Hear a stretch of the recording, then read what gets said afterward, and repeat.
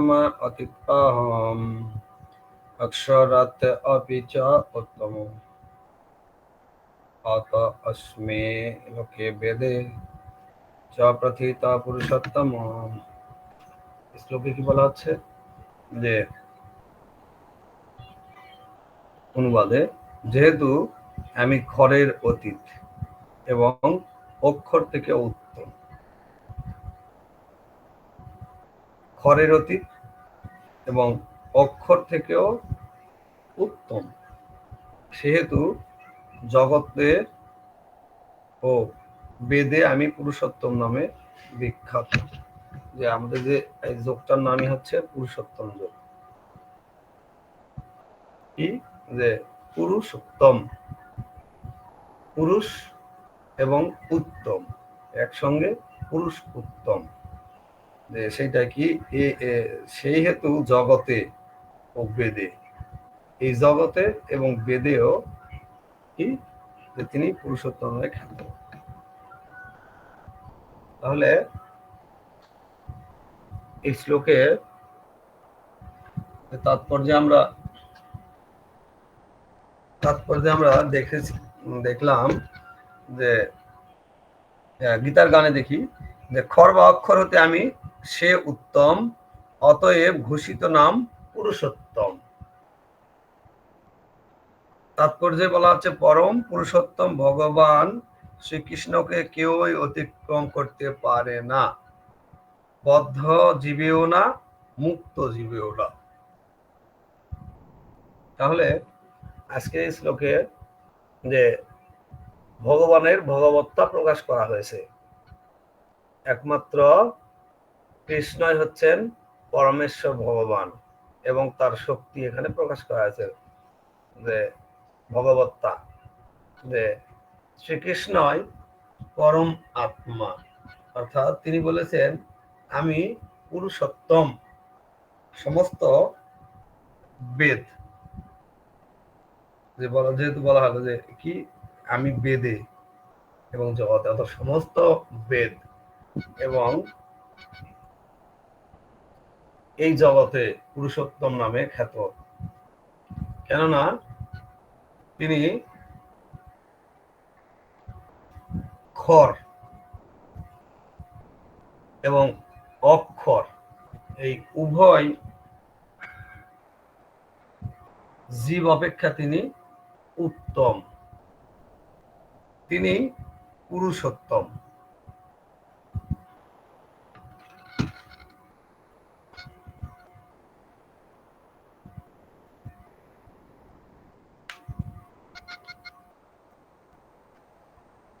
কেননা ভগবান শ্রীকৃষ্ণ হচ্ছেন সকল কিছুর উৎস, তিনি সকল কিছুর উৎস এবং সৃষ্টিকর্তা, এবং তিনি কি যে আমাদের সকল জীবের কি সকল জীবের তিনি কি বীজ প্রদানকারী পিতা, এটা 14 অধ্যায়ের 4-এ বলা হয়েছে কি সর্বজনীষপন্তেয় মূর্তয় সম্ভবন্তি যা তাসাং ব্রহ্ম মদম জনির বিস্পদ পিতা। তো তিনি হচ্ছেন সকল জীবের পিতা স্বরূপ, অর্থাৎ যে সকল জীবের যে সমস্ত মূর্তি প্রকাশিত হয় ব্রহ্মরূপী জনি তাদের জননী স্বরূপ, এবং আমি তাদের বীজ প্রদানকারী পিতা।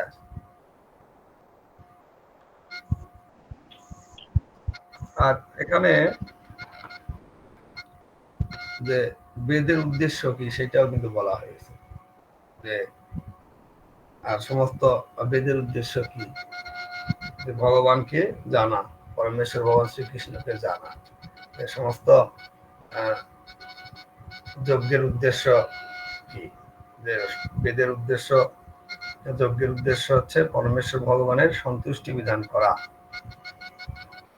আর সেই সন্তুষ্টি বিধান সম্পর্কেও গীতায় বলা হয়েছে, যে কি বলা হয়েছে, যে আমি সমস্ত যজ্ঞের ভোক্তা এবং প্রভু, যেটা অহমি সর্বযজ্ঞানাম ভোক্তা চ প্রভুরে বচ ন তো মাম অভিজানন্তি।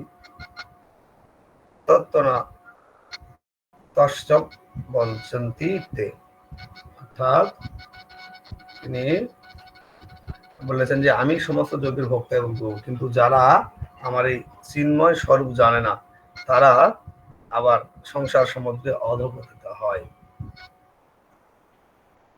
কিরকম করে? যে ভগবান যে সকল কিছু নিয়ন্ত্রণ করেন সেরকম আমরা বুঝতে পারি না।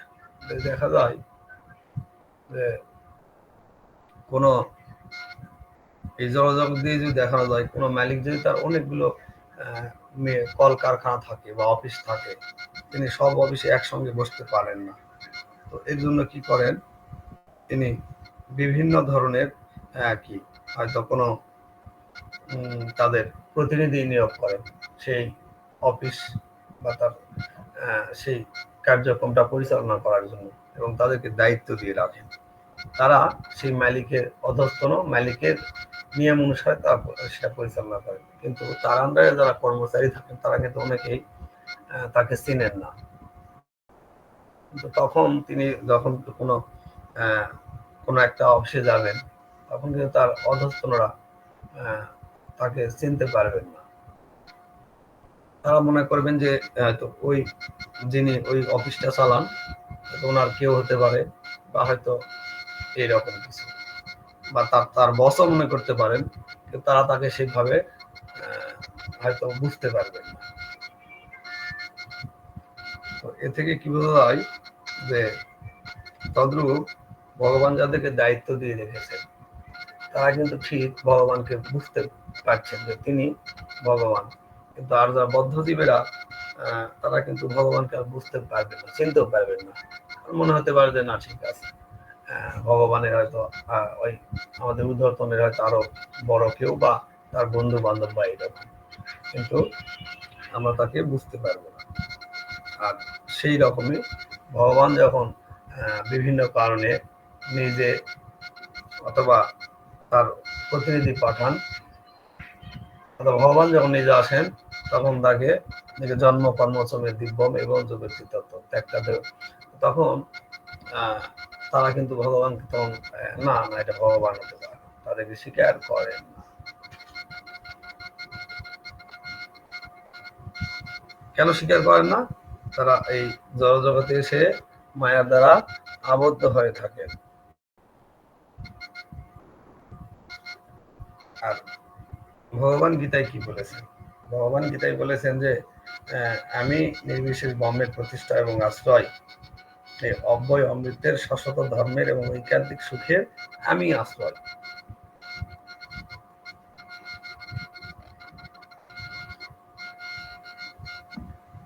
কেননা ভগবান কখনো নিজে আসেন, কখনো অন্য কাউকে পাঠান, যেটা আমাদের ব্রহ্ম সংহিতায় বলা আছে যে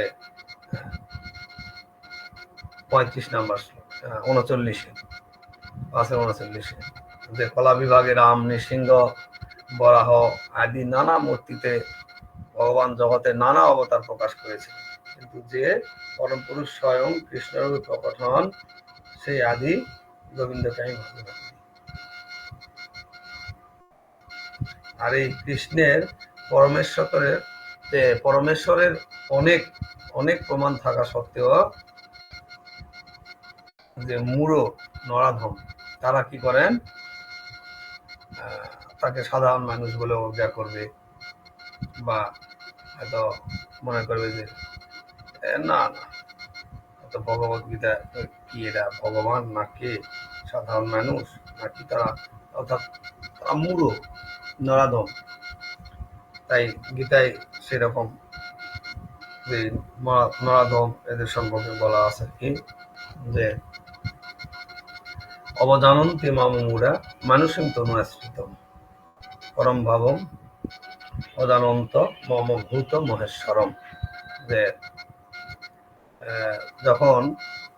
যখন মনুষ্যের অবতীর্ণ হয় তখন মূর্খেরা আমাকে অবজ্ঞা করে, তারা আমার পরম ভাব সম্বন্ধে অবগত নয় এবং তারা আমাকে সর্বভূতের মহেশ্বর বলে জানে না।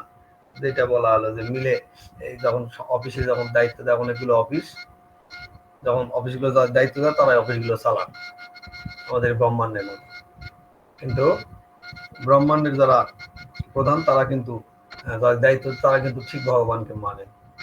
আর এই ব্রহ্মাণ্ডের মধ্যে যারা আমরা মায়ার দ্বারা মোহিত হয়ে আছি তারা কিন্তু ভগবানকে সহজে মানতে কেন মায়ার দ্বারা মোহিত হয়ে আছি। আমরা ভগবান আমাদেরকে এসে ধাক্কা দিলে আমরা বুঝতে পারি না।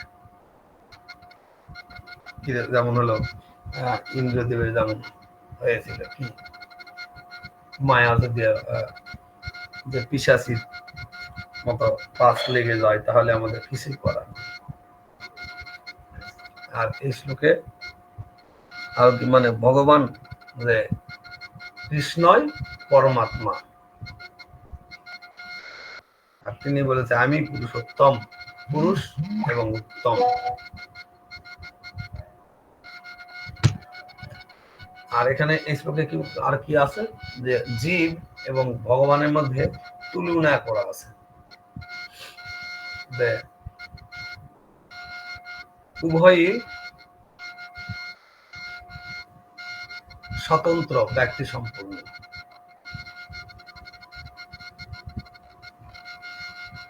স্বতন্ত্র ব্যক্তি সত্য, কিন্তু পার্থক্য হলো এরকম যেখানে বদ্ধ জীব এবং মুক্ত জীব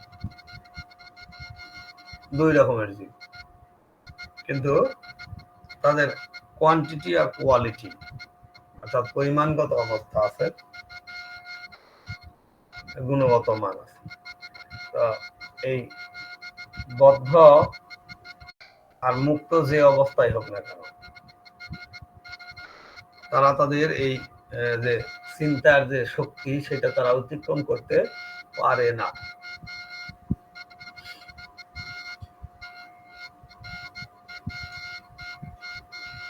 আর ভগবান আর জীব সমান,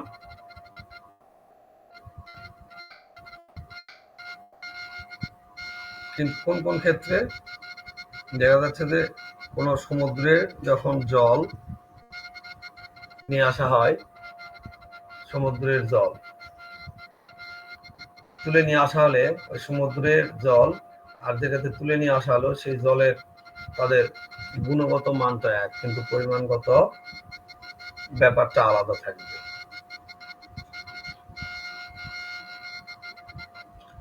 আর ভগবানকে উত্তম বলার কারণ হচ্ছে কি ভগবানকে কি কেউ অতিক্রম করতে পারে না, তাকে বলা হয় অসমর্থ, তার সমান কেউ নয় এবং তার সমানও কেউ হতে পারে না। আর এই শ্লোকে আমরা তাৎপর্য দেখেছি উত্তম, উত্তম শব্দটি এখানে খুবই তাৎপর্যপূর্ণ। পরমেশ্বর ভগবানকে অতিক্রম করতে পারে না। আর লোকে, লোকের কথাটির অর্থ হচ্ছে পৌরুষ আগমের স্মৃতিশাস্ত্রে নিযোগ। বেদের উদ্দেশ্য হচ্ছে কি যে বেদের উদ্দেশ্য কি ভগবানকে জানা।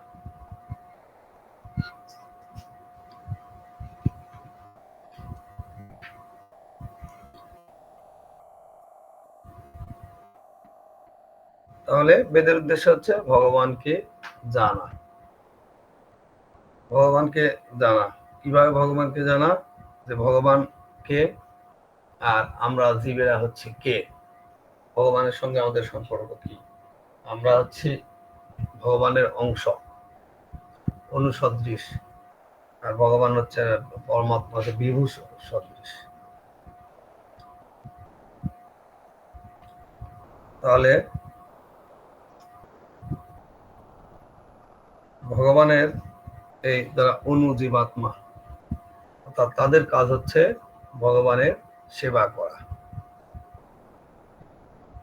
অর্থাৎ ক্ষুদ্রের কাজ হচ্ছে পূর্ণের সেবা করা।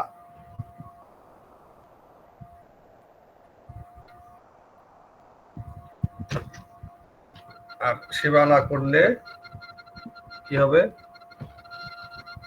সেবা না করলে ভগবানকে তো সেবা করার পরই জানতে পারবো, কিন্তু আমরা যদি না করি তাহলে জানতে পারবো না।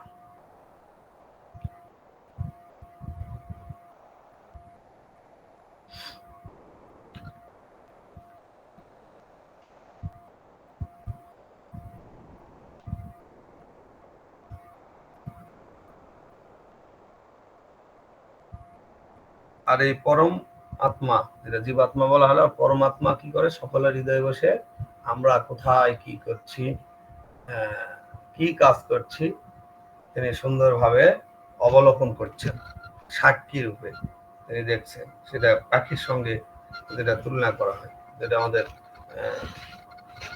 পরমাত্মা জীবাত্মার প্রকৃত বন্ধু, যেটা শ্বেতাশ্বর উপনিষদে, কঠোর উপনিষদে শ্বেতাশ্বর উপনিষদে বলা হয়েছে, যে সমানে বৃক্ষে পুরুষ খায়,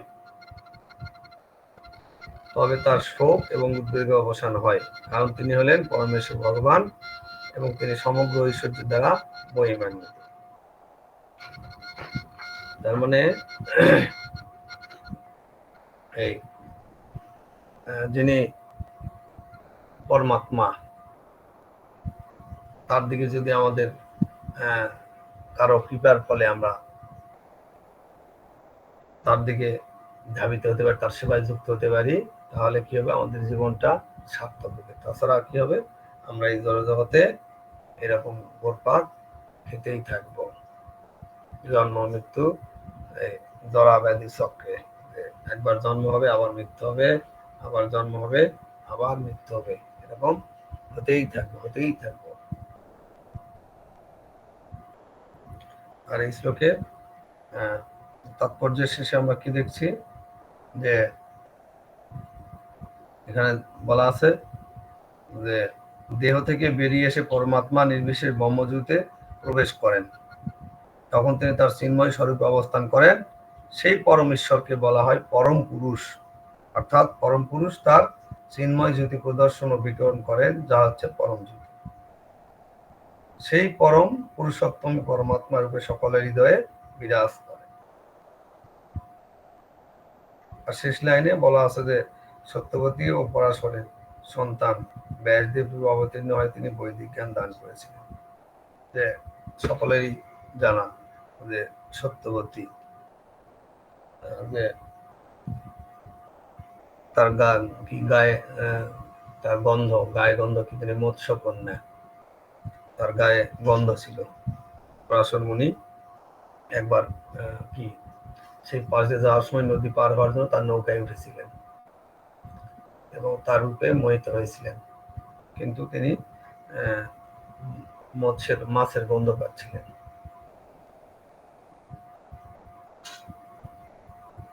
আর তিনি তাকে দেখে পছন্দ করেছিলেন, তখন তিনি তাকে প্রস্তাব দিয়েছিলেন, কিন্তু তখন তিনি রাজি হন যে না, আমি মানে বাবার আন্ডারে আছেন সেটাও বলেছিলেন, এবং বলেছিলেন যে না, আমি তো কুমারী। তো তখন তিনি প্রতিশ্রুতি দিয়েছিলেন যে তার কুমারী, মানে সে কুমারী তারটা নষ্ট হবে না, এবং তার গায়ের তার যে গন্ধ সেটা দূর করে দিবে।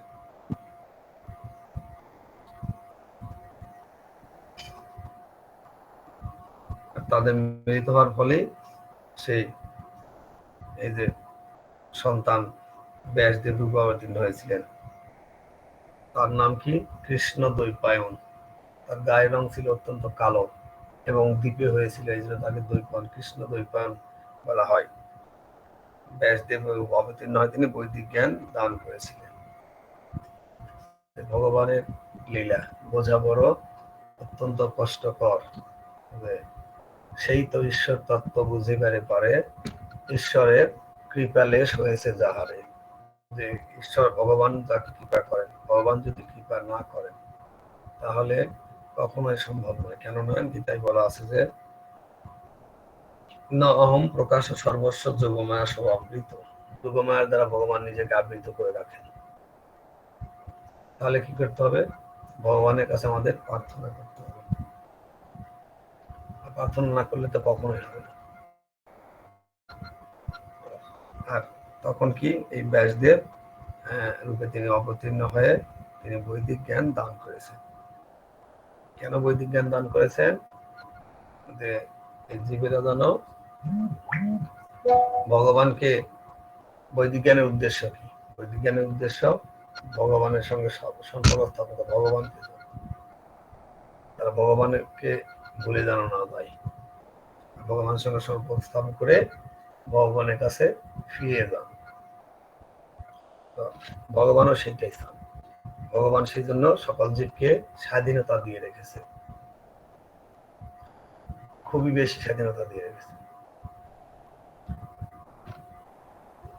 কিন্তু যারা তার সদ্ব্যবহার করবে, তারা যদি মনে করে যে না আমরা ভগবানের সঙ্গে সম্পর্কিত হব, তাহলে তো খুবই ভালো। আর যদি মনে হয় যে না হবে না, তাহলে আবার আমরা কি এই জন্ম মৃত্যু জরা ব্যাধি চক্রে পতিত হব এবং ঘুরপাক ঘুরপাক খেতেই থাকবো, খেতে খেতে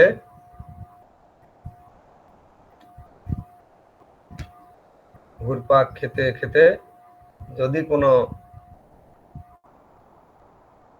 মহাত্মার কৃপার ফলে,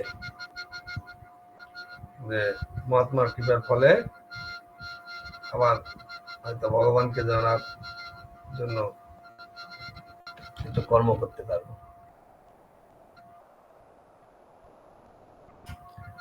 আর ভগবানের সঙ্গে সম্পর্ক রাখার জন্য আমাদের সবচাইতে সহজ পন্থা, অত্যন্ত সহজ পন্থা, শুধুমাত্র শরণাগতি। শরণাগতি প্রার্থনা করলেই হবে, শরণাগত হলেই হবে। আর সেটা কলিযুগে অত্যন্ত সহজ, যে আমরা ভগবানের সঙ্গে সম্পর্ক স্থাপন করতে পারবো এই হরে কৃষ্ণ মহামন্ত্রের মাধ্যমে। হরে কৃষ্ণ কৃষ্ণ কৃষ্ণ হরে হরে, হরে রাম রাম রাম হরে হরে।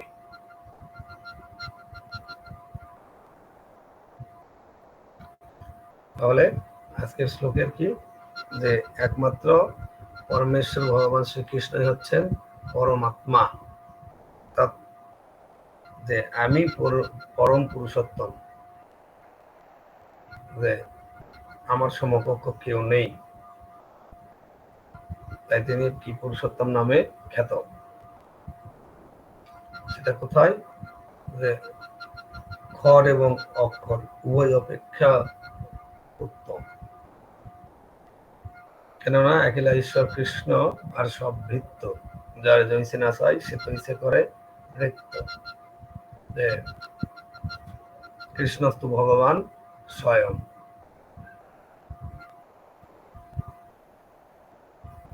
ভগবান আমাদেরকে যেরকম নাচাচ্ছেন আমরা সেরকম করেই নাচছি। ভগবান তার ভগবত্তা প্রকাশ করেছে এই শ্লোকে, তিনি কি পুরুষ এবং উত্তম, পুরুষোত্তম। হরে কৃষ্ণ, সকলের চরণে প্রণাম, প্রার্থনা করছি সকলে কৃপা করবেন। হরে কৃষ্ণ কৃষ্ণ কৃষ্ণ হরে হরে, হরে রাম রাম রাম হরে হরে। হরে কৃষ্ণ, প্রণাম।